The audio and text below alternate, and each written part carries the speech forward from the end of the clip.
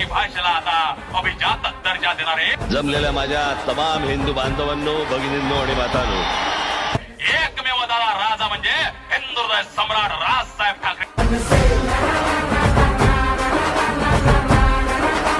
त्या मराठी भाषेसाठी त्या आमच्या ढाणवारायांच्या काळापासून माझा मराठीचा बोल कौतुके मृताचे जिंके. मला महाराष्ट्रामध्ये एकमेव सुपुत्र असा जन्माला आला की दादा तो पहिल्यापासून आतापर्यंत त्या मराठी भाषेसाठी लढला. मराठी भाषेला आता अभिजात दर्जा देणारे एकमेव दादा राजा म्हणजे हिंदुहृदय सम्राट राजसाहेब धाडसी करारी राजसाहेब आपले पाठीशी असताना डरायचं ना.